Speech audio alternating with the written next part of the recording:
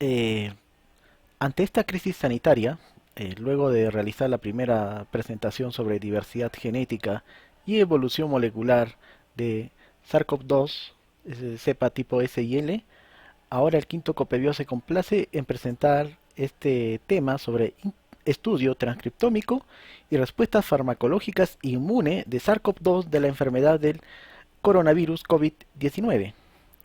Esto se encuentra bajo mi cargo. Mi nombre es Ronald Guarachi Olivera. Soy estudiante del doctorado en Ciencias Biológicas con mención en Biología Celular y Molecular de la Universidad de Antofagasta, Chile. Los objetivos de esta presentación primero es evaluar el transcriptoma de la cepa viral SARS-CoV-2. El segundo objetivo es analizar detalladamente la interacción de esas 26 proteínas de SARS-CoV-2 con 332 proteínas humanas y diversos fármacos. El tercer objetivo es desarrollar un nuevo método de detección rápido y confiable como el CRISPR-Cas12 para pacientes asintomáticos y sintomáticos con la COVID-19. El otro objetivo es deducir los posibles efectos inmunológicos en pacientes con síntomas moderados y severos con la COVID-19.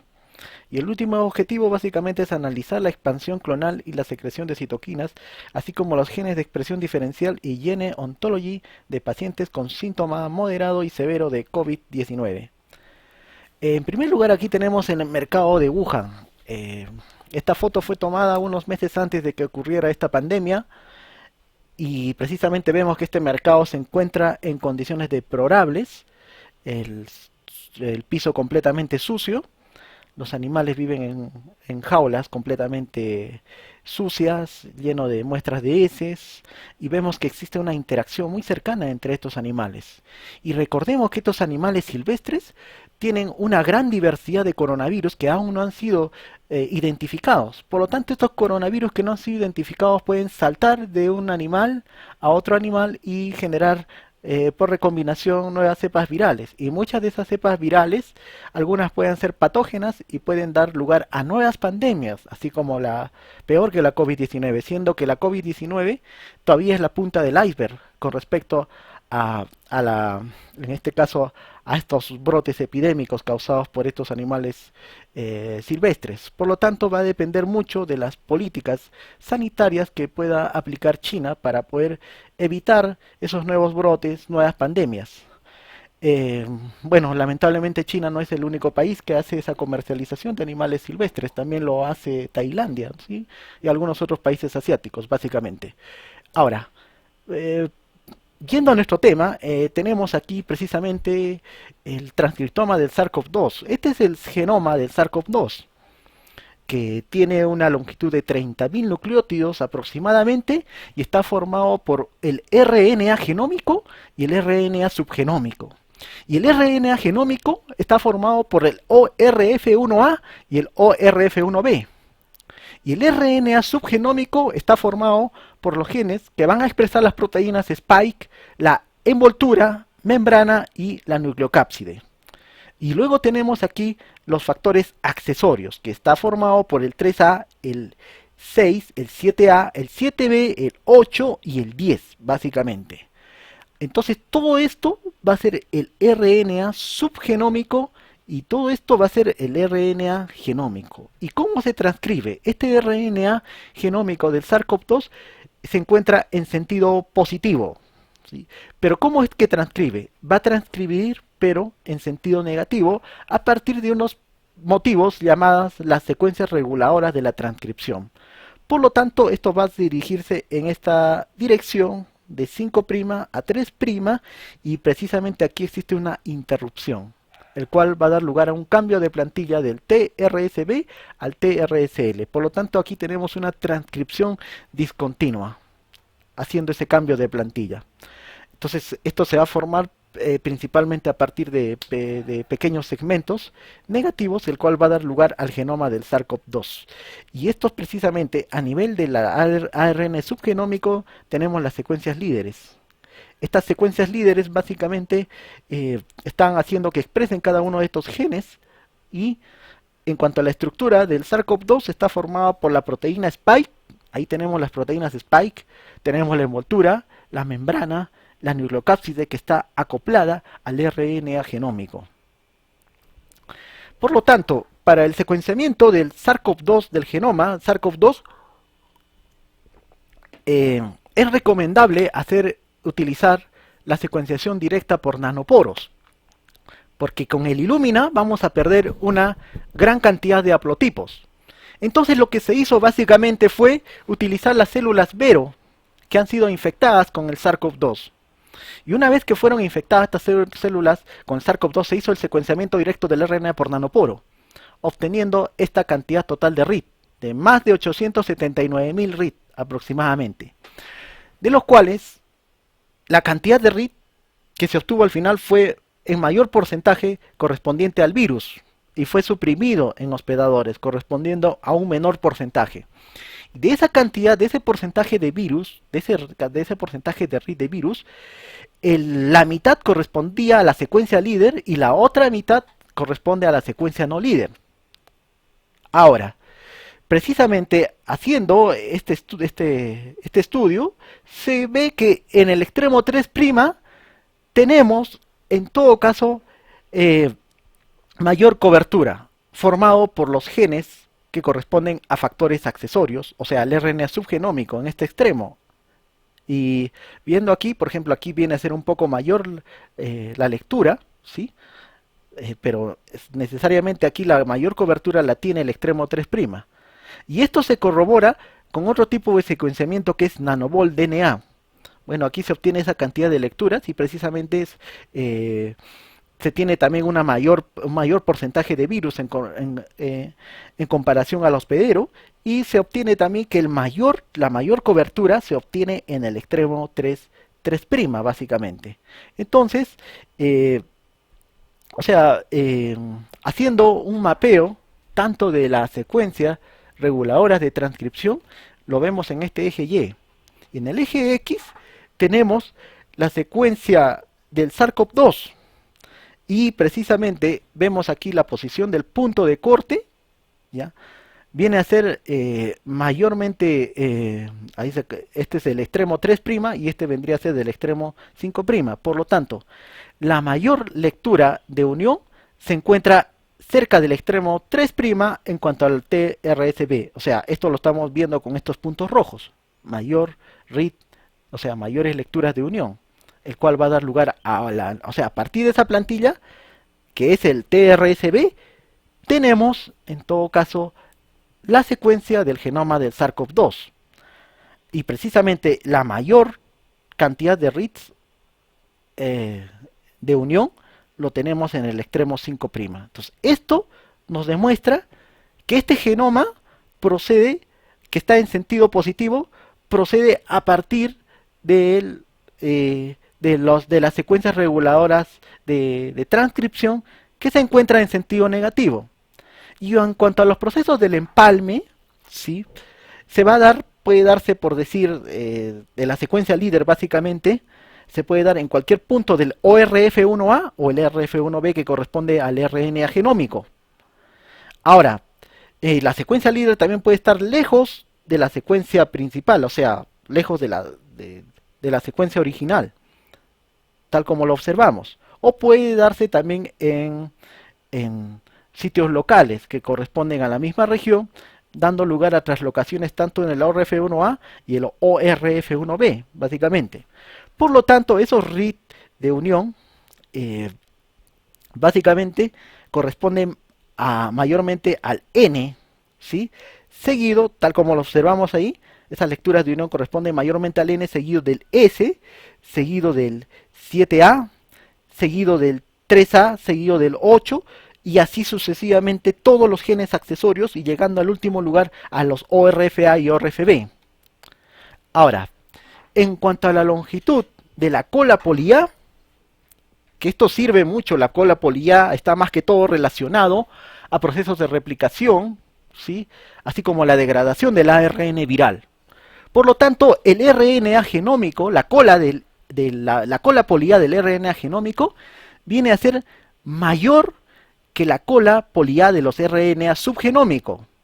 Y aquí precisamente tenemos dos poblaciones en cuanto a las colas poli A. de los RNA subgenómicos, que corresponden a 35 nucleótidos y otro corresponde a menos de 45 nucleótidos aproximadamente. Y aquí tenemos el control de calidad del ARN, del RNA, ¿sí? En comparación a la cola poliA de los genes mitocondriales y de los genes de la codificación de genes nucleares, básicamente. Ahora, precisamente aquí lo que observamos es que en cuanto a la corriente iónica normalizada, el mayor cambio lo vemos a nivel del S en comparación al N, ¿sí? El S viene a ser mayor que el N, pero en las posiciones 29.015 y 29.017. Y esto lo corroboramos aquí, miren. Entre el 29.015 nucleótidos y 29.017, el S viene a ser mayor que el N, mientras que en otra posición no se ve ninguna diferencia, básicamente. Pero en otro registro estamos observando que el ORF8 viene a ser mayor que el F, ese cambio. Y eso va a ser en las posiciones que vemos acá, entre la 27.945 y 27.950 básicamente. Entonces, existen precisamente en el genoma del SARS-CoV-2 unos lugares de modificación que está formado por la adenina, guanina principalmente. Y esto se va a dar principalmente estos sitios de modificación entre las posiciones 28.500 nucleótidos y 29.500. ¿Y quién va a tener mayor cantidad de modificaciones? El RNA genómico, seguido del S, seguido del 3A, seguido del E, seguido del M, seguido del 6, seguido del 7A, seguido del 7B, seguido del 8, y el que tiene menor cantidad de modificaciones viene a ser el N, básicamente, de acuerdo a este porcentaje en los niveles de modificación. Por lo tanto, precisamente en cuanto al tamaño de la cola poliA, los que son no modificados tienen una cola poliA más grande que los altamente modificados, esto en cuanto al RNA genómico y el RNA mensajero del spike.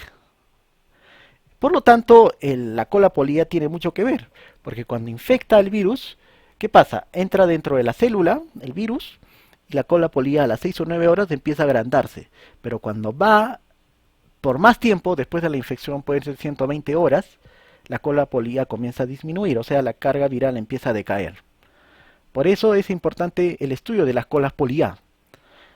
Continuando con esta parte del SARS-CoV-2, todo este es el genoma, ya sabemos que el ORF1A y el ORF1AB estaría formando el ARN genómico y todo esto sería el ARN subgenómico, tanto por el que va a expresar proteínas estructurales como los factores accesorios. Por lo tanto, el ORF1A va a expresar las proteínas NSP1, o sea, proteína no estructural. Todo esto es proteína no estructural y estas son proteínas estructurales, ¿sí? Entonces, el ORF1A va a expresar la proteína no estructural, el NSP1, NSP2, hasta llegar al NSP11. Y, por lo tanto, el NSP3, por decir, va a dar lugar a la papaína. La NSP5 va a dar lugar a la proteasa principal. La NSP7 y junto con la NSP8 a la primasa, la NSP10 y NSP16 a la metiltransferasa.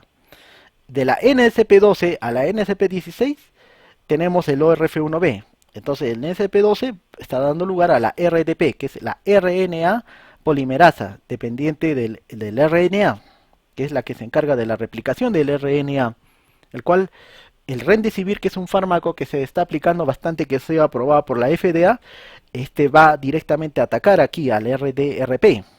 Y la NSP13, la helicasa trifosfatasa, la NSP14, la exonucleasa, y la NSP15, la endonucleasa, ¿sí? Y estas son las proteínas estructurales, la S, la E, la M y la N, la nucleocápside. Y estos son los 9 factores accesorios. Ahora, aquí lo que se está viendo es la interacción entre proteínas del SARS-CoV-2 y las proteínas humanas. Y se ha construido un mapa, ¿sí? Entonces, ¿cómo se hizo esto? Se utilizaron proteínas SEBO y se utilizaron las strip, que son péptidos de 9 aminoácidos que estaría acoplándose a la trastapidina y para captar principalmente las proteínas que están interactuando con otras proteínas. Y todo eso se hizo en células HEC293 por triplicado. Y utilizando la proteína SEBO, todo eso se midió por análisis de espectrometría de masa y se pudo ver ese mapa de la interacción de proteínas de SARS-CoV-2 con proteínas humanas. Por lo tanto, todas estas son las proteínas del SARS-CoV-2 y este es su peso molecular y esta es la secuencia de similitud con el SARS-CoV básicamente.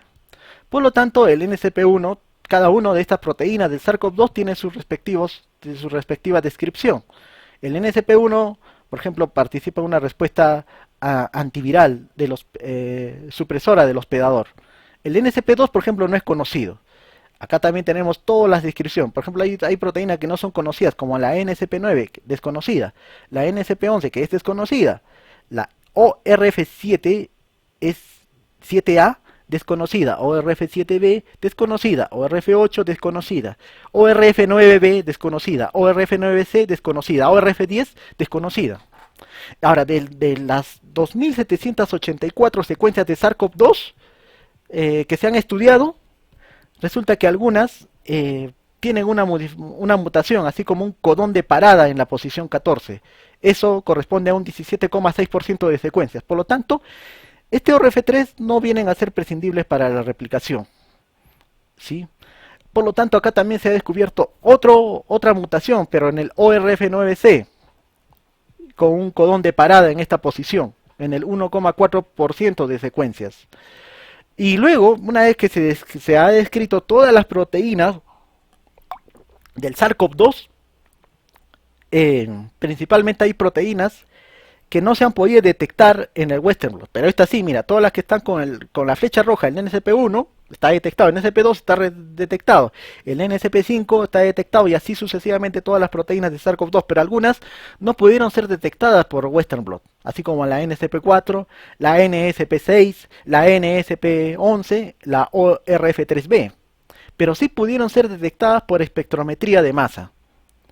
Y al final, o sea, lo que se hizo en este trabajo fue que se usaron 26 proteínas de SARS-CoV-2 que están representadas, en este caso por un cuadradito rojo, con 332 proteínas humanas que están representadas con estos puntos de color gris. Y aquí se estudió el Gene Ontology, así como el análisis de enriquecimiento, así como la expresión de tejidos, en este caso tanto de proteínas como de RNA mensajero, en respuesta a la infección, y se hizo una red viral comparativa. Por lo tanto, en cuanto al análisis de enriquecimiento, aquí tenemos, todas estas son las proteínas de SARS-CoV-2. Estas son las proteínas humanas. Ahora, precisamente el NCP9 está asociado principalmente al desensamblaje del componente celular, ya que tiene el mayor enriquecimiento, o el NCP8 está asociado a la biogénesis del complejo de ribonucleoproteínas, y así sucesivamente, ¿sí? O el NCP1 está asociado a la fase de transición de la fase G1 a la fase S del ciclo celular. Por lo tanto, el mayor interactoma de la SARS-CoV-2 con proteínas se tuvo a nivel del tejido pulmonar, seguido del testicular, seguido de la trompa de falopio, seguido de la glándula adrenal, seguido de la tiroides, de las amígdalas, placenta, duodeno y así sucesivamente, ¿sí? Tenemos las glándulas salivales, intestino, endometrio, cerebro, ¿sí? Corazón, próstata, páncreas e hígado. Ahora, en cuanto al interactoma, o sea, de la cantidad de proteínas de SARS-CoV-2 que han interactuado con proteínas humanas, viendo este gráfico del violín, la mayor puntuación corresponde a las proteínas de SARS-CoV-2 que han interactuado, siendo menor el porcentaje de proteínas que no interactuaron, de proteínas de SARS-CoV-2 que no han interactuado con las proteínas humanas. Por lo tanto, eso nos indica que la mayor cantidad de proteínas de SARS-CoV-2 interactúan con proteínas humanas. Por lo tanto, en cuanto al interactoma con otros virus, así como el virus del Nilo Occidental, viene a ser mayor. Interactúa mayormente con el virus del Nilo Occidental, seguido de la Mycobacterium tuberculosis y seguido de los demás virus, siendo bajo para el dengue y para el ébola. Ahora, precisamente, de todos los tejidos, aquí vemos marcadores, la mayor parte de las proteínas, ¿sí?, de SARS-CoV-2, en todo caso, la mayor parte de las proteínas humanas, ¿sí? Que estarían interactuando con las proteínas de SARS-CoV-2 corresponden a las proteínas del pulmón, siendo la mediana de todas las proteínas interactuantes mayor que la mediana de las proteínas que no interactúan, que corresponden a otros órganos, ¿sí? O sea, prácticamente esto apoya la hipótesis de que el SARS-CoV-2 se encuentra preferentemente en las proteínas expresadas en el tejido pulmonar. Ahora, precisamente, cada proteína está asociada a una función de la célula, el cual va a poder, ¿sí? Eh, va a poder replicarse. Por ejemplo, el NSP1 está asociada a la DNA polimerasa alfa, o sea, a la replicación del DNA, tal como lo observamos, ¿sí? O en este caso, el NSP5 estaría junto con el NSP8, el NSP13 y la proteína E del SARS-CoV-2, está asociada a reguladores de expresión de genes y epigenética. O el NSP2, NSP6, 7, 10, 13, 15 o RF3A, envoltura membrana o RF8, está asociada al tráfico vesicular. O la proteína Spike, por ejemplo, estaría asociada más que todo a la modificación lipídica. Ahora, la NSP8 junto con la nucleocápside está asociada a la regulación y procesamiento del RNA. La ORF10 está asociada a la ligasa, ubiquitina ligasa. La NSP8, NSP13, la nucleocápside y ORF9 está asociada a los procesos de señalización. El NSP9, NSP15 ORF6 está asociada a la maquinaria de transporte nuclear. El NSP1, NSP13 asociada a lo que son las proteínas del citoesqueleto. El NSP4, NSP8 y ORF9C asociada a funciones mitocondriales. El NSP9 a la matriz extracelular. Por tanto, aproximadamente el 40% de SARS-CoV-2 interactúan con proteínas que están asociadas con compartimientos de endomembrana o vías del tráfico vesicular. Por lo tanto, el NSP8 en este caso estaría asociada a partículas de reconocimiento señal, ¿sí? Que es el SRP, y también estaría asociada al control de calidad de proteínas del retículo endoplasmático, así como el M, que está asociada a la morfología del retículo endoplasmático. Por lo tanto, el NSP13 está más que todo acoplado a la organización Golgi y al centrosoma, y esto puede facilitar la recombinación dramática del tráfico Golgi, retículo endoplasmático Golgi durante la infección de coronavirus y la interacción en compartimentos periféricos con el NSP2. Por lo tanto, el NSP6 y el M está asociado a la tepeasa vacuolar, ¿ya? Y el NSP7, pues, todos estos son marcadores que pueden modificar, en todo caso, los compartimentos de endomembrana para favorecer precisamente la replicación viral. Por lo tanto, el NSP6 y el ORF9C interactúan con los receptores sigma. Los receptores sigma se encuentran en la membrana del retículo endoplasmático rugoso, que está asociada en todo caso a una chaperona, ¿ya? Y estos están implicados en la remodelación lipídica y respuesta al estrés por parte del retículo endoplasmático rugoso. Por lo tanto, todos estos cuadraditos rojos son las proteínas de SARS-CoV-2. Y todos estos puntos grises vienen a ser las proteínas humanas. Y esos amarillos vienen a ser los fármacos, básicamente. Ahora, lo que queremos ver acá es lo siguiente, ¿sí? Miren, aquí por ejemplo vemos los procesos biológicos. Esto está acoplado a los procesos biológicos que está en este color, ¿sí? O también, bueno, y entonces lo que queremos ver básicamente es esto. Miren, por ejemplo, las proteínas por lo tanto interactúan con las proteínas humanas y las proteínas interactúan con muchas drogas en humanos. Por lo tanto, miren, una forma de poder observar aquí, mire, la NSP5 estaría interactuando con las histonas desacetilasas, en este caso la sirtuina 2. La sirtuina 2 básicamente se basa en estimular la expresión de genes antiinflamatorios. En todo caso, cuando el NSP5 interactúa con la sirtuina 2, hace un clivaje en este HAT2, que es la sirtuina 2, e impide las funciones que pueda realizar esta sirtuina 2, el cual va a desencadenar procesos inflamatorios en el paciente con COVID-19. Y este TRMT1 va a interactuar con la NSP5, con ese marcador, y también va a clivar en los dedos de zinc. Y este básicamente actúa en los procesos de homeostasis redox, el cual también va a decaer esa homeostasis y va a ocasionar patologías en el paciente con COVID-19. Entonces aquí tenemos la configuración molecular del HAT-C2, así como del TRMT1, ¿sí? Y precisamente el ORF6 estaría interactuando con complejos proteínas del poro nuclear. Y eso va a favorecer básicamente la translocación del RNA mensajero al interior del núcleo. Entonces, para impedir eso, se ha usado un fármaco que que ha sido aprobado en todo caso por el FDA, que es el selinexor, ¿sí? Por lo tanto, aquí tenemos las interacciones de motivos, ¿sí? Por ejemplo, el ORF6 de SARS-CoV-2 se mantiene con el ORF6 de la cepa SARS-CoV, principalmente en la metionina. Y la proteína M del virus de la tomatitis vesicular también se mantiene, así como el ORF10 del virus del sarcoma de Kaposi. Por lo tanto, aquí tenemos el N. Este N, la proteína N del SARS-CoV-2 interactúa con proteínas del procesamiento del RNA, así como también con proteínas de la regulación de gránulos de estrés, así como el G3BP1 y G3BP2. Este G3BP1 y G3BP2 por fosforilación del IF2-alfa va a dar lugar a los gránulos de estrés.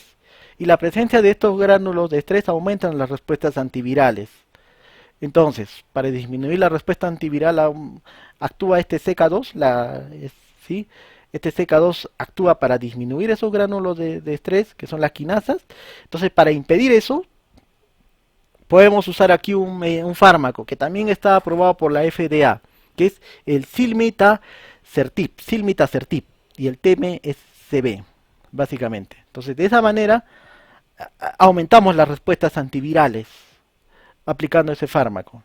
Ahora, aquí tenemos todos estos factores de transcripción, ¿sí? Todos estos factores del EIE4EG, EIF4A, EIF4E, que están encargados de la replicación viral, ¿sí?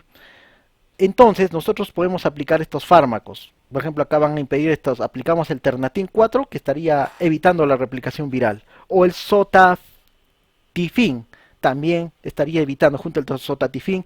Tomivocertib, también, así como el 4-EIRK. Todo esto estaría evitando, estaría evitando la acción de estos factores para poder impedir la replicación viral. O sea, el RNA mensajero viral, básicamente.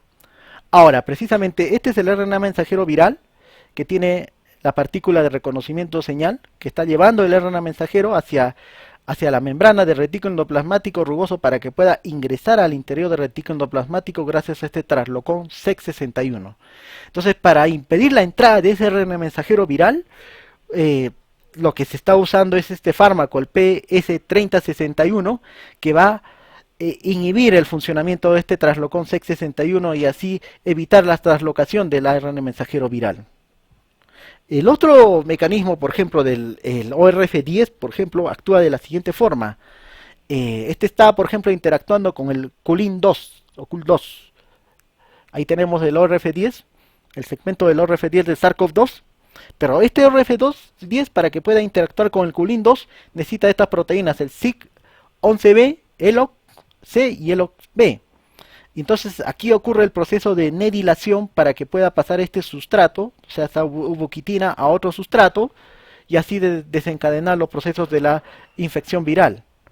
Entonces, para evitar ese proceso de traspasar esa ubiquitina a un sustrato, utilizamos el pevonedistat, que es otro fármaco, que estaría inhibiendo a la enzima activadora del NET8, y así evitamos la nedilación. Y aquí tenemos el E.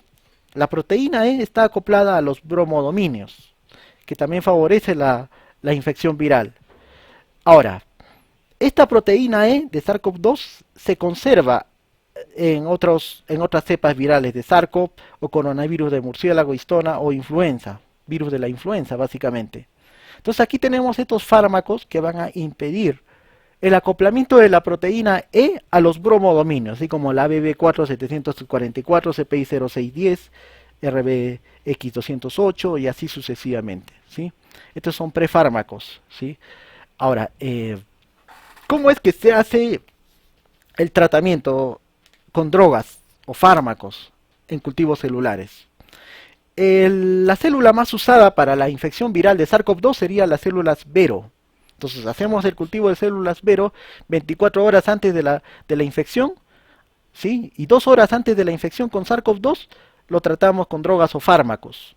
Ya, luego hacemos la infección, hacemos la fijación con formaldehído y nosotros podemos identificar la señal de SARS-CoV-2 por medio de fluorescencia o por medio del QRT-PCR básicamente. Y ahí podemos ver los títulos virales o el ensayo en placas. Por ejemplo, esto se realizó 2 estudios, uno en Nueva York y otro en París. Hospital de Nueva York y otro en Hospital de París. Hospital de París, para detectar la señal de SARS-CoV-2 utilizaron el RT-PCR. En cambio, en Nueva York utilizaron la fluorescencia en base a un anticuerpo contra la NP, básicamente. Entonces, esto es en Nueva York. Para eso utilizaron el Ternatin y el Sotatifin, ¿sí?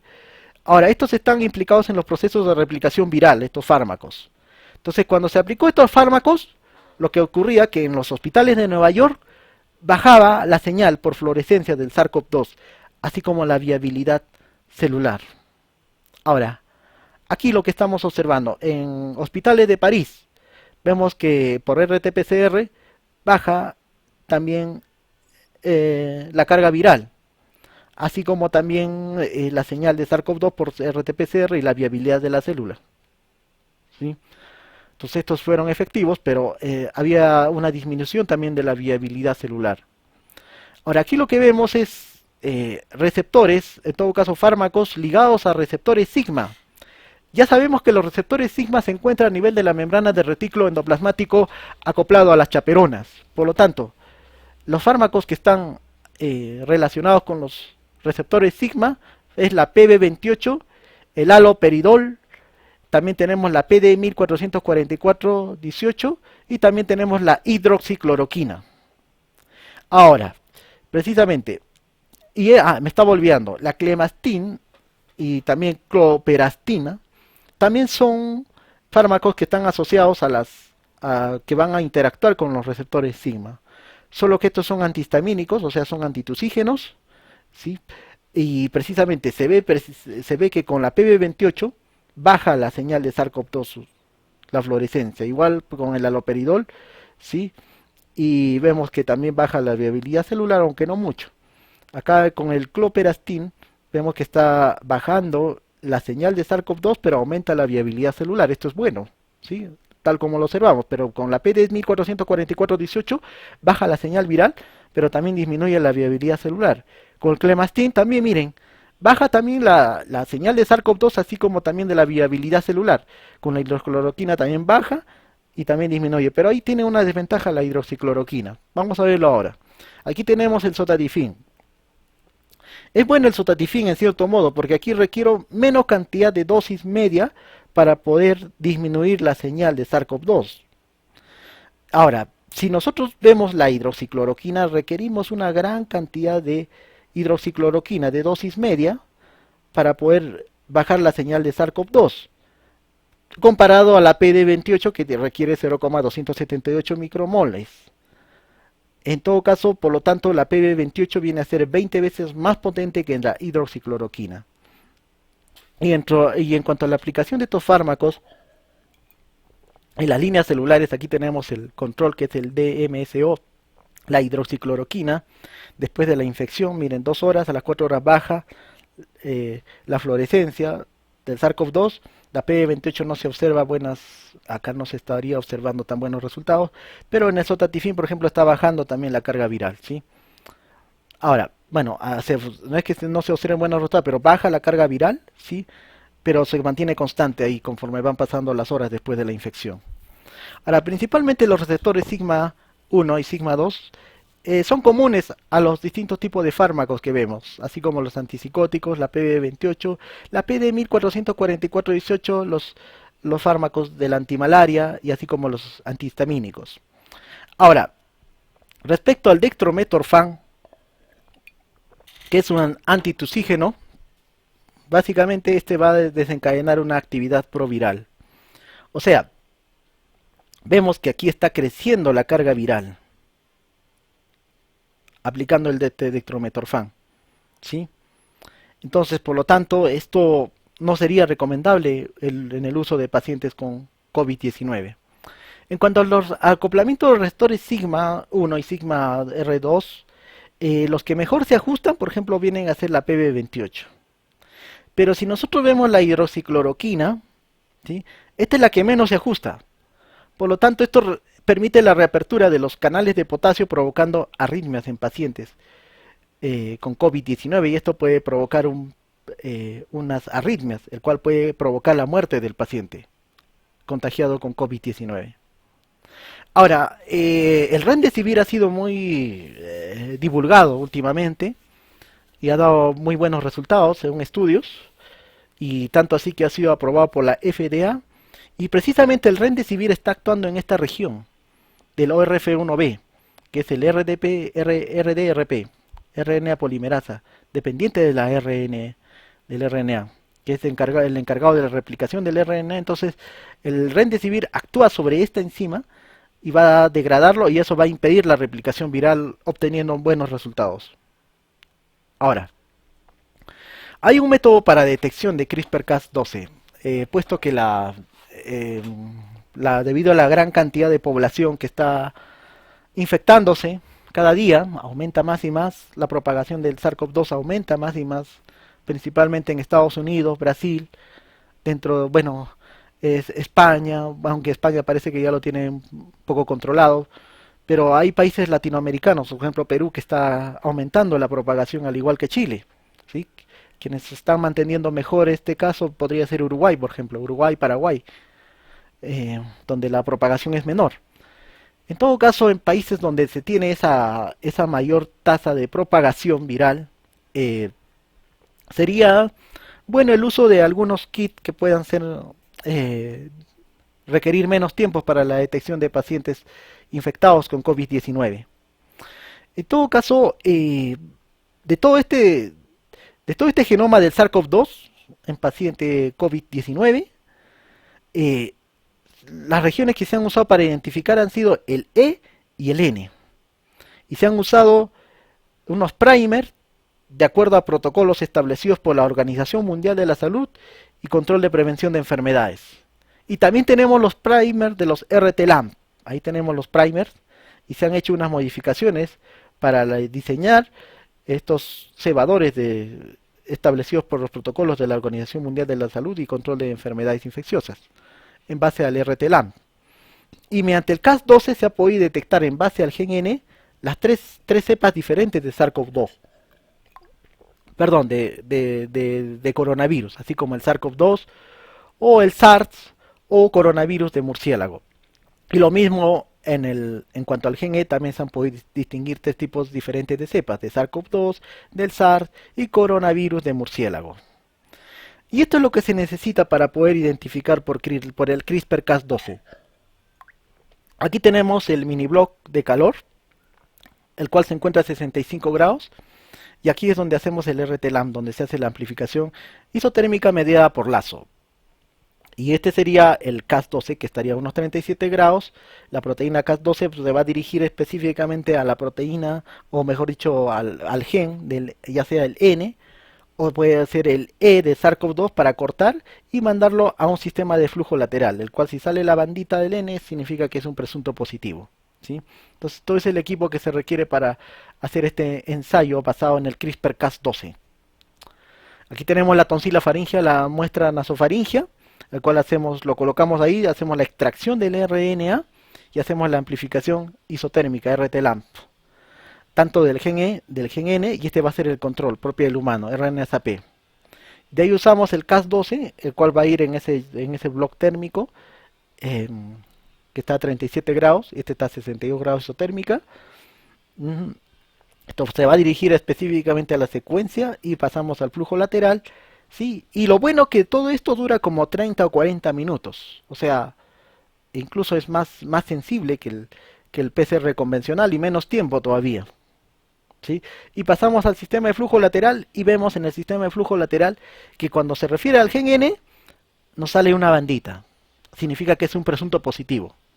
Si no sale la banda es un presunto negativo. Entonces, lo ideal es que en el paciente con SARS-CoV-2 positivo es que salga, por decir, N positivo, el E positivo, tanto en dos sistemas de flujo, y ahí tenemos el control. O sea, este es un presunto positivo si sale en uno de ellos, solo en el N o en el E. O negativo cuando salen los dos, pero aquí sale positivo. Pero cuando salen negativos en todos es porque esta muestra está fallada. Debo de hacer nuevamente el análisis al correspondiente paciente sospechoso COVID-19. Ahora, aquí tenemos el FAM biotinilado.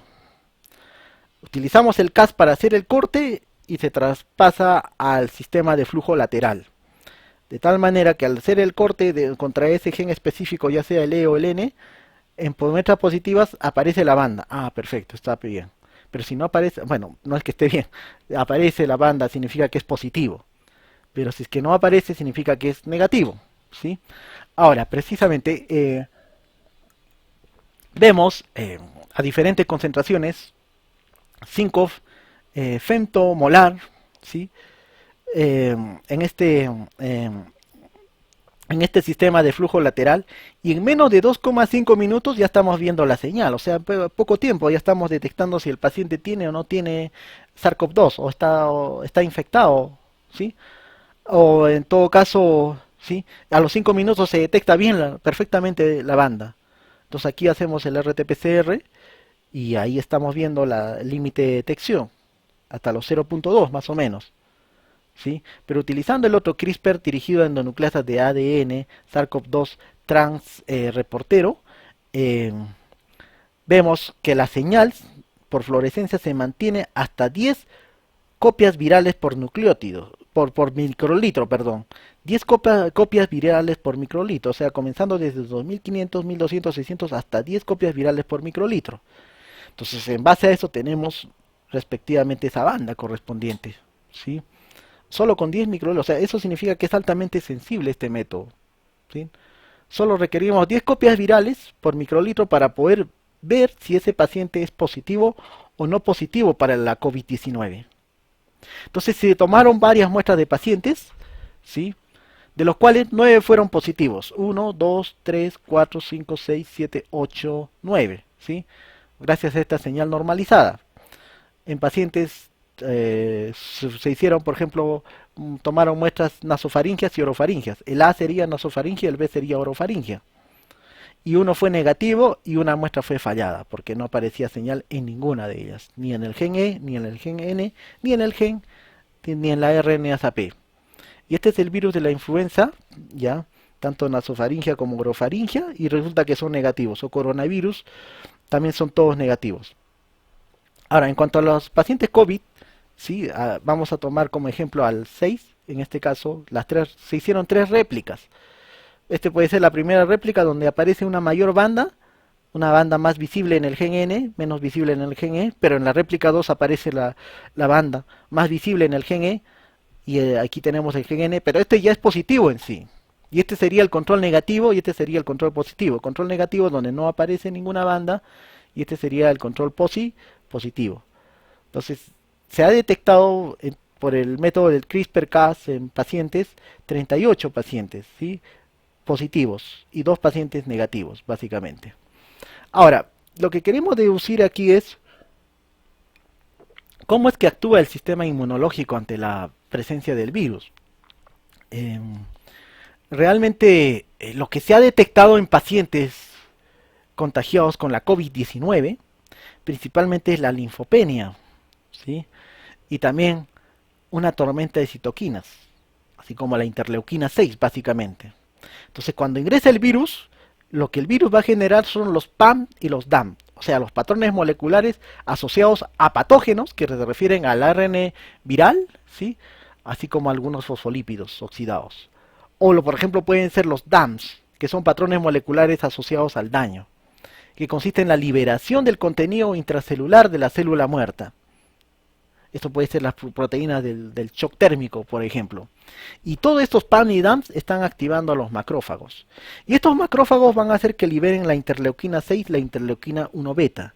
La interleuquina 6 estaría activando tanto los linfocitos T y los linfocitos B. ¿Sí?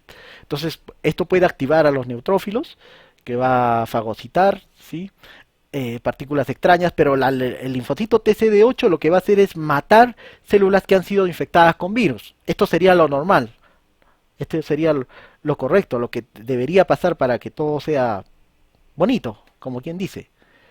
Pero lo que pasa con la COVID-19 es que aquí se secreta la interleuquina 6, interleuquina 1 beta, y los neutrófilos van a secretar las especies reactivas de oxígeno y los leucotrienos que van a comprometer aquí a las células epiteliales y también neumocitos, y el cual va a provocar una inundación alveolar. Y esto va a provocar una injuria aguda a nivel del pulmón. Por lo tanto, hay una forma, por decir, para evitar esta tormenta de citoquinas, eh, se puede aplicar, por ejemplo, anticuerpos contra la interleuquina 6. Solamente que al aplicar esos anticuerpos contra la interleuquina 6 estaríamos evitando la función de en todo caso, de los linfocitos TCD8.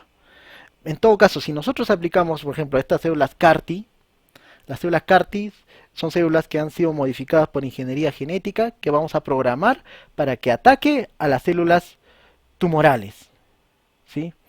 Y ahora, una vez que ataca las células tumorales, va a destruir a esa célula tumoral y van a generar los DAMs activando a los macrófagos. Y estos macrófagos van a secretar interleuquina 6 e interleuquina 1 beta. Entonces yo puedo aplicar anticuerpos contra la interleuquina 6, pero no va a afectar en todo caso la inmunidad tumoral. Pero si nosotros utilizamos acá esta célula linfocito TCD8, va a matar a la célula infectada. Al matar a la célula infectada, que ocasiona los DAM y los PAMs, activa los macrófagos y estos van a liberar las interleuquinas 6, interleuquina 1 beta, ¿sí? Pero si nosotros aplicamos interleuquina 1 beta va a activar a los polimorfonucleares, pero si nosotros aplicamos anticuerpos contra interleuquina 6, ¿qué va a pasar? Vamos a, en todo caso, inhibir la inmunidad celular y humoral, ¿sí? O sea, vamos a impedir que se activen los linfocitos TCD8 y los linfocitos T folicular. Por lo tanto, ese sería el problema de aplicar los anticuerpos contra la interleuquina 6, ya que nosotros queremos tratar de evitar la tormenta de citoquinas que va a desencadenar procesos inflamatorios, el cual podría provocar la muerte del paciente con COVID-19. Entonces lo que pasa, bueno, a nivel de pacientes con la COVID-19, es que aquí tenemos una activación innata temprana, ¿sí? Cuando entra el virus, esto es lo normal, esto es una infección viral controlada aguda, ¿sí? Entonces primero tenemos la activación de los monocitos, células natural de killer o asesinas, las citoquinas, ¿sí? Y ahí tenemos la carga viral. Entonces, esto va bajando y luego ahí también viene luego viene la inmunidad adaptativa tardía, donde se activan las células T citotóxicas, las células T helper, células linfocitos B, producción de anticuerpos, y todas entran en apoptosis. Pero una pequeña población de esas células que no sufren apoptosis y van a protegernos a largo plazo. Estas son los linfocitos T y B de memoria, productoras de anticuerpos. Y así se mantiene constante. Cosa que si vuelve a infectarse nuevamente, actúan estos linfocitos T y B contra esa carga viral específica para poder destruir esas células que han sido infectadas con ese virus y también bloquear esa acción viral, básicamente. Aquí baja la carga viral. Pero ¿qué pasa en una infección viral no controlada o crónica?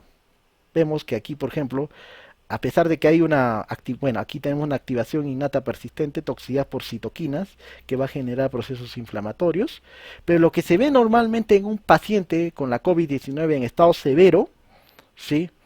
Una infección viral no controlada, es la linfopenia. Y al haber linfopenia, eso va a hacer que aumente la carga viral, tal como lo observamos, ¿sí? Más una tormenta de citoquinas, lo cual conlleva a la muerte del paciente con síntomas severos COVID-19. Ahora, Precisamente para poder hacer un tratamiento, se podría aplicar un antiviral, puede ser el Remdesivir, qué sé yo. Para evitar esta tormenta de citoquinas podemos aplicar el anti-IL-6, pero a la vez podemos aplicar la interleuquina 7 y la el N-acetilcisteína. Esto con el fin de qué? De revertir la, en todo caso, eh, de revertir en todo caso el agotamiento de las células T, ¿sí? Porque nosotros queremos tener tanto células T, CD8 y CD4, la CD8 para que destruya a ese virus. Entonces sería bueno aplicar esto, ¿sí? La N-acetilcisteína. Si podemos aplicar anticuerpos contra interleuquina 6. Y por ejemplo acá tenemos pacientes convalecientes, bueno aquí se le puede aplicar el plasma, pero lo que pasa es que si nosotros aplicamos los corticosteroides que participan en procesos inflamatorios, esto puede provocar en este caso, una linfopenia, ¿sí? Junto con los IL-6, con el bloqueo de las interleuquinas 6 y provoca en todo caso, la muerte del paciente por el aumento de la carga viral.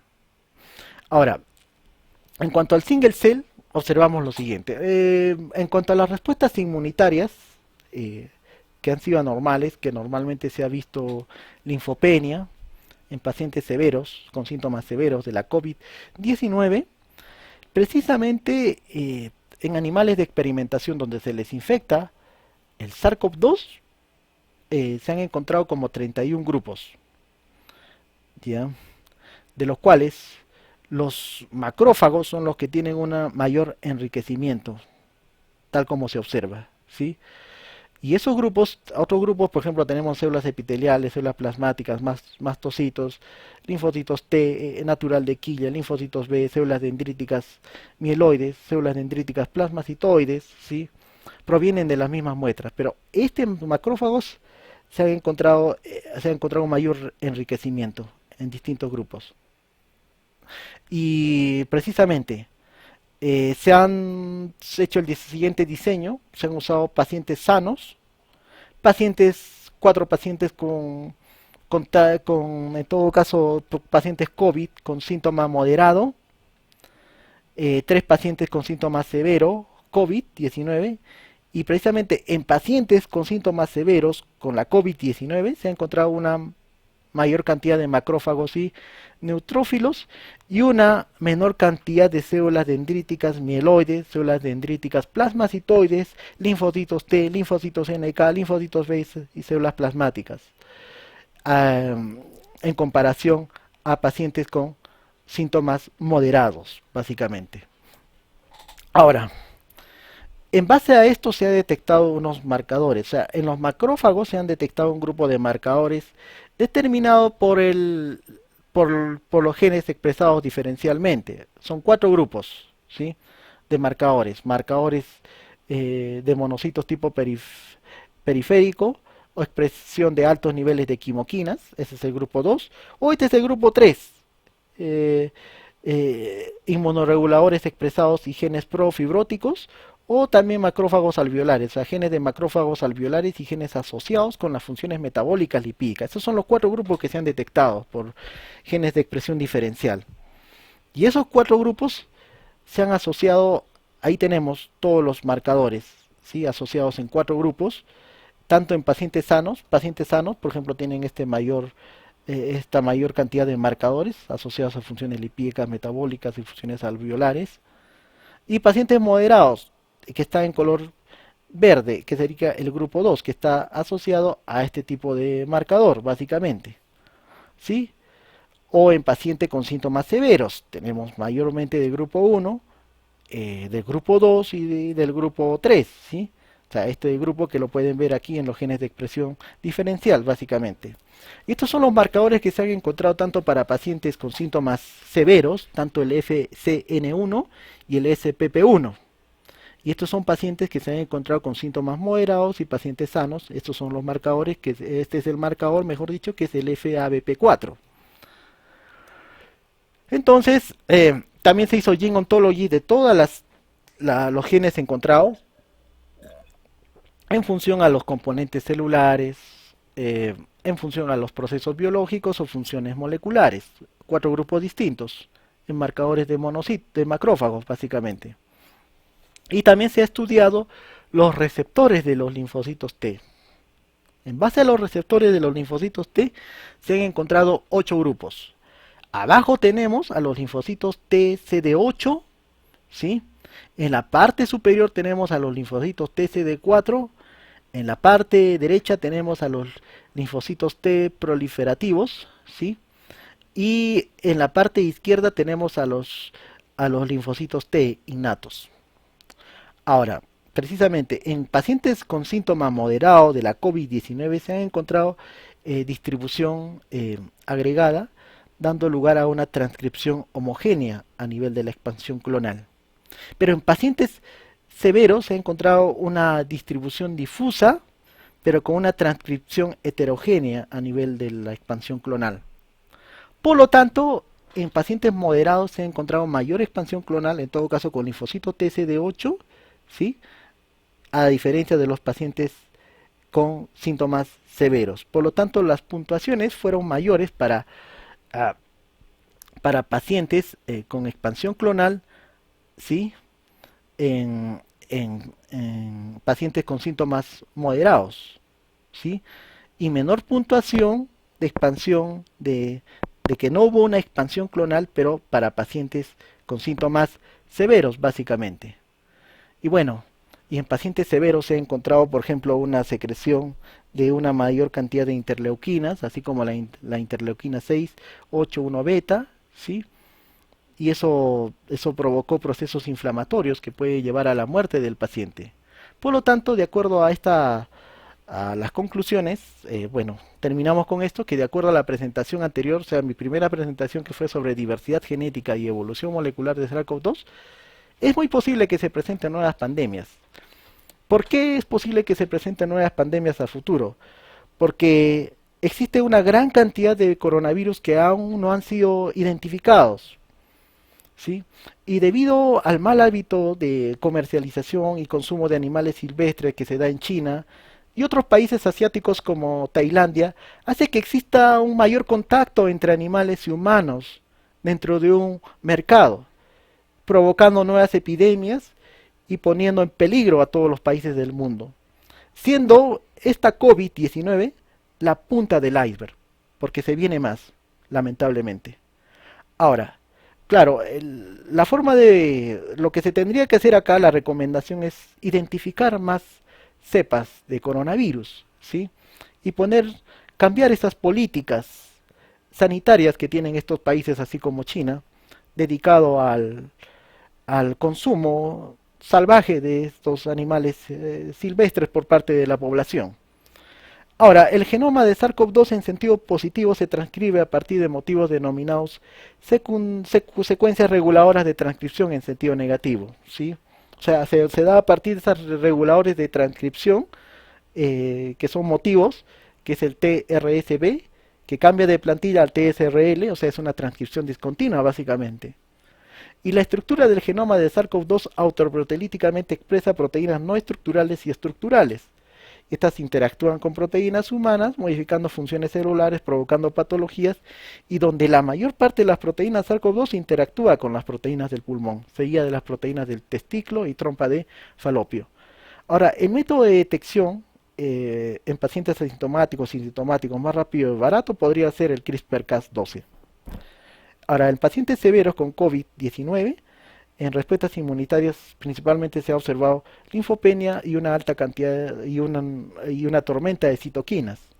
Ahora, la expansión clonal en pacientes con síntomas severos COVID-19 es menor comparado a pacientes con síntomas moderados, básicamente. O sea, esto principalmente hablando de los linfocitos TCD8, que se va a encontrar en mayor cantidad en pacientes con síntomas, en todo caso,